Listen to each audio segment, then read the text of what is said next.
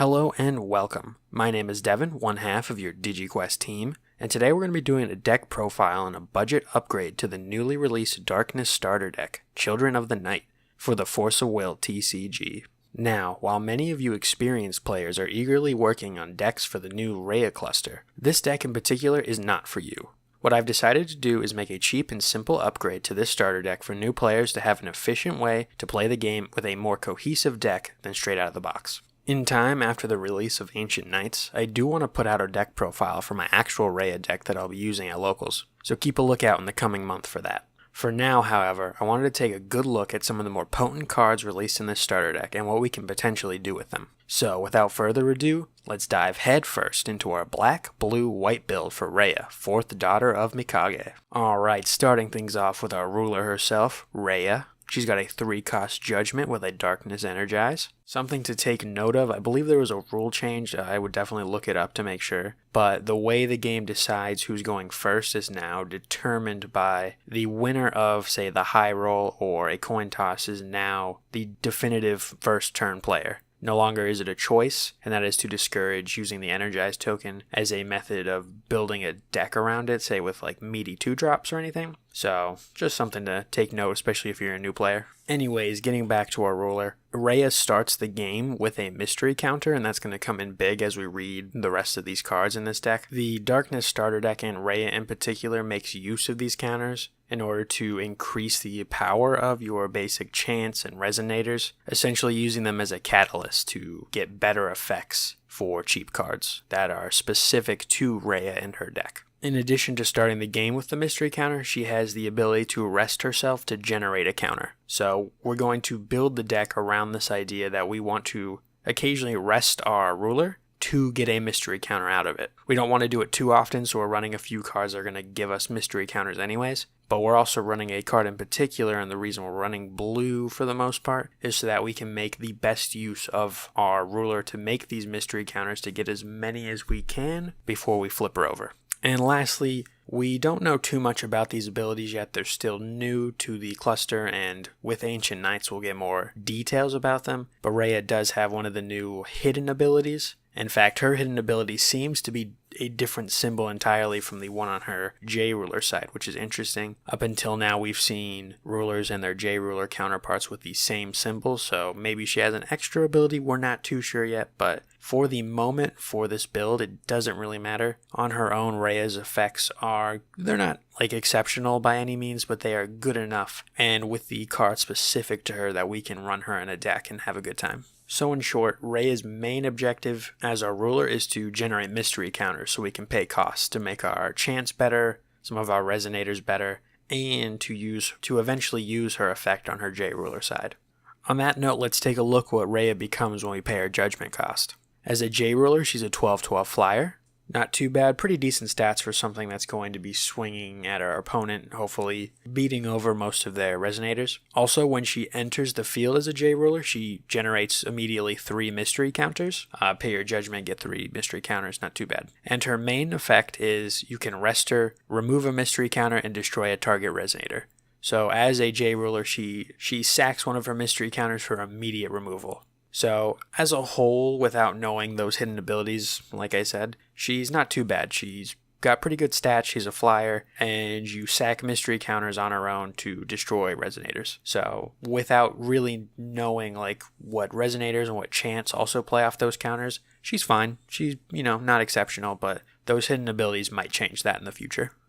Now that we've talked about our ruler and what she can do, let's talk about our resonators.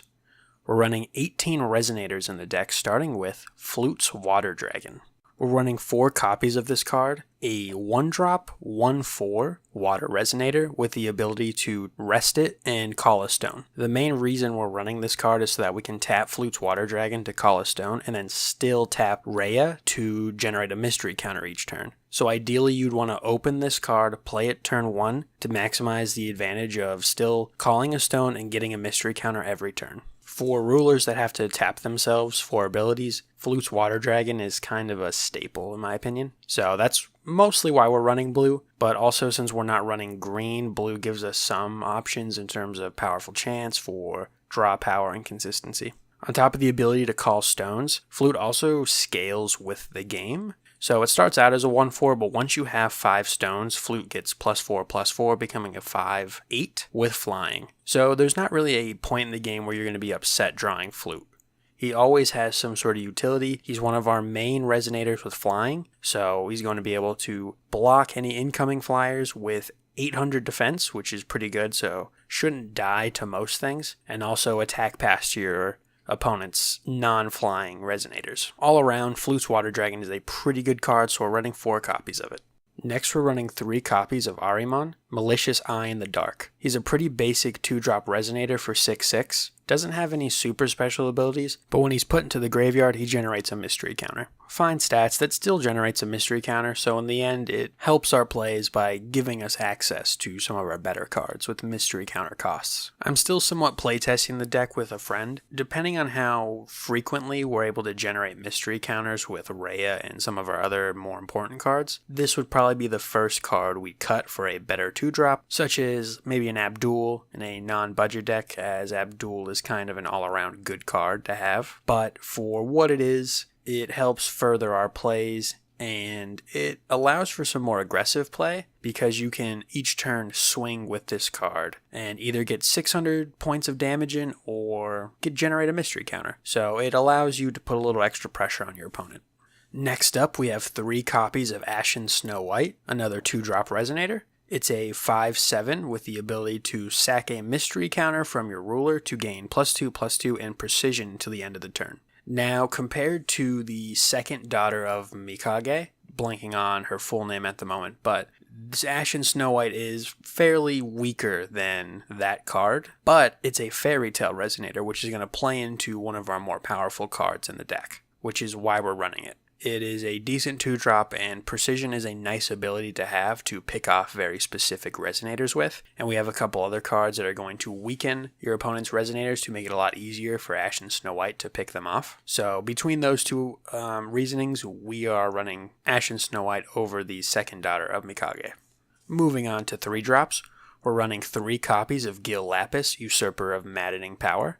Gil is a really powerful card in this deck because his main ability is to, on play, search your deck for a Light or Darkness chant with total cost 1, and we run quite a bit of those. So he's always a +1 on play to get a really good Darkness chant. He also has the benefit of having precision to, like I said with Ashen Snow White, pick off very specific resonators that we're having trouble with, such as an Abdul. He also gains +1/+1 for all other Will of Despair resonators you have, which isn't many. I want to say it's just Gil and one other card. But, if you have more than one Gil out, then they get a little more powerful, which is nice. Next up, we're taking in 1 copy of Mikage Sejiro, Patriarch of the Vampires. He's a 3-drop 8/8 that also happens to be a Will of Despair resonator, so added benefit for Gil. With Quick Cast, when this card enters the field, pay any amount of life. J resonators your opponent controls gain -100 attack for each 100 life paid this way till the end of the turn. So what this does and why we're taking him in is you can play him down, drop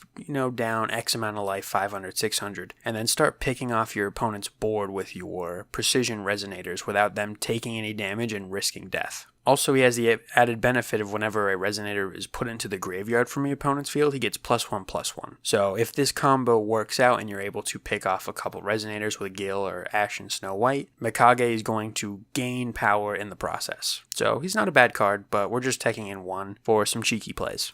Looking back to why we're running the Fairy Tale Ashen Snow White is our 4-drop, Grim, the Pitch Black Vampire. We're running 2 copies of Grim, a 9/9 with flying, and the abilities. When this card enters the field, put target resonator from your graveyard into your hand, and for 2 darkness mana, at any time and stackable. J resonators your opponent controls gain -X/-X until the end of the turn, where X is the number of fairy tales you control. Between Ashen Snow White, Grim himself, and our 5-drop Fairy Tale, you can apply a global AoE to your opponent's board state, destroying any low-drop resonators, and then using your precision resonators to pick off the rest. Grim's a really good card for controlling the board state, and he also replenishes your hand by adding a resonator back, allowing you to put back a very specific resonator that you need for the situation, or just to gain some hand size. So overall, Grim is one of our better resonators we run in the deck, and the entire reason we're running Ashen Snow White over Mikage's second daughter. Lastly, for our resonators, we're running 2 copies of Captain Hook, the Pirate. He's a 5-drop 10/10 with the ability, when he enters the field, choose 1. Put up to 2 target special magic stones on top of their owner's magic stone decks in any order, or return up to 2 target resonators to their owner's hands. Overall, Captain Hook is a really good 5-drop blue resonator, and a staple for blue in general, as he can set your opponent back pretty far by adding those 2 magic stones back to their deck while you are then 2 stones ahead of them. Or if that doesn't really matter at the time of the game, you can still return up to 2 target resonators your opponent controls, which is still going to set them back pretty heavily. So, that wraps it up for the resonator base. Once again, we're running 18 resonators in total. Next, we're going to look at our chants. We're running 22 chants in the deck. Our first chant for the deck is Sword of the New Moon. We're running 3 copies of this 1-drop Darkness chant, searchable by Gil, with the effect Quick Cast, choose 1, destroy target resonator with total cost 1 or less, or destroy target resonator with total cost 4 or less if this card was awakened. The awakened cost for this card is remove a mystery counter from your J ruler. Sword of the New Moon is kind of like a fatal push for Magic, except the extra cost comes from sacking a mystery counter, and in this case it's just 1 mystery counter, so it's pretty easy to pull off, and 4 cost resonators or less is going to cover most resonators in the game. Very few decks are running a high amount of resonators past 4 cost, so Sword of the New Moon is incredibly good for the deck. I'm considering running 4, but probably that 4th one can just sit in the side deck. Our next new chant of the starter deck is Sword of the Half Moon. We're running 2 copies of this 2-cost Darkness chant with the effect Quick Cast. Target J resonators gain -6/-6 until the end of the turn. If this card was awakened, put it into its owner's hand as it resolves. So the awaken cost is 2 mystery counters, and the way it works is you play it, get -6/-6, and if you pay the 2 mystery counters, and you get to bounce it back to your hand. So it's a very reusable 2-drop for -6/-6, which is pretty good. Because of its recursive ability, we're only running 2 in the deck, and it's not searchable, so I don't think we need more than 2 anyways. Lastly, for the starter deck chants, we're running 3 copies of Dark Knight Butterfly. Another 1-drop Darkness chant, so searchable by Gil. Your opponent discards a card. If this card was awakened, your opponent discards 2 cards instead. The awakening cost is 2 mystery counters. The reason we're running this is to have some decent hand destruction. While we don't get to pick what our opponent discards, we do get to force them to discard 2 cards in exchange for only 1 mana and 2 mystery counters. So it's pretty easy to pull off, and it's pretty destructive to their hand. Hit them with 1 or 2 of these early on, and they're not going to have much hand left to play the game with. In addition to that hand destruction, we're also running 2 copies of the Nameless Mist, another 1-drop Darkness chant, searchable by Gil. The effect is look at your opponent's hand, choose a non-resonator card, they discard that card, and you add a +1/+1 counter to a resonator you control. That last effect isn't that important, but this allows you to look into your opponent's hand and get rid of any chants that are going to be troublesome. A good target is going to be something, say, a counter spell like Severing Winds, if this is the first card you're playing and Severing Winds doesn't have a chance to go off in any ways. But Severing Winds, now that it's out, is going to give a lot of disruption to your plays. So the Nameless Mist helps get rid of that in case your opponent's running green, and just get rid of any other chants that are going to mess up your day. Next on the list is 3 copies of Summon from Memoria. This is our first card that's utilizing our blue to give us some sort of consistency. It's a 1-drop blue chant that says look at the top 3 cards of your deck, put a card among them into your hand, and put the rest at the bottom of your deck in any order. So this allows us to dig for any specific cards we need for the situation, and just nets us a card in exchange for 1 mana, so not too bad. The only kind of downside of this card now is going back to Severing Winds. If you play this card first thing, you then leave any other cards you play open to Severing Winds counter, which is rough if you're using this to dig for a specific card only for it to be countered by Severing Winds. So it's just something to keep in mind if you were running up against someone running green that you think is going to be running Severing Winds. So only downside to it really, but it adds some consistency, which we need. Continuing on with consistency, we're running 3 copies of Flute's Awakening, another 1-drop water chant. Recover target J resonator you control. It cannot attack this turn. Draw a card. This card allows us to draw a card for 1 mana, but it also allows us to recover any of our resonators to leave them as blockers, or we can use it to recover Rhea to rest her again to destroy another one of our opponent's resonators. We're also teching in 1 copy of Lumia's Purification, a 3-drop with Remnant, so you can play it from the graveyard, and its effect is destroy target rested non-magic stone card. The reason we're running this is one of the few cards available these days that can actually single out and destroy a J-Ruler. Before we used to have Black Moonbeam, but that is out of rotation now, so we need a card that's going to allow us to destroy any troublesome J-Rulers such as Zero that we don't have a lot of options for. Since we're not running green and don't have access to any counterspells, we're running 3 copies of Magic Rebound, a 2-drop with Quick Cast. Change the target of a target spell or ability with a single target, draw a card. The new target must be legal. If your opponent targets you with anything, you can Magic Rebound to bounce it back at them. Also, if your opponent tries to counter one of your spells, you can technically use Magic Rebound in response to change the counter target to the counter spell itself. It's a 2-drop way to get around your opponent just destroying your plays with a counter, or doing anything else kind of wild or wacky that your opponent plays and then reflecting it back at them. Last up for our chants, we're running 2 copies of Schrodinger's Observation. It's a chant with 1 darkness, 1 light, and then X cost, and the effect is choose 1. This card deals 400 damage multiplied by X to target resonator, you gain that much life, or this card deals 300 damage multiplied by X to target player, you gain that much life. The reason we're running Schrodinger's Observation is a finisher card. In the late game, you drop a Schrodinger's and you try to finish them for the game. Be careful though, if this is your only option of winning and your opponent's ready to counter it, well, that's about rough. It's not our only way of winning, but is a good way to force our opponent into a corner and possibly beat them, which is why we're running it. And there you have it. That is the deck in question. We're going to quickly go over the stones, but now you've seen all the cards we're running and why we're running them. Not too bad. It's not an expensive deck to build. After buying the starter deck, most of these cards aren't going to run you a total more of $5, and the stone base might run you up a little bit, but still nothing too bad.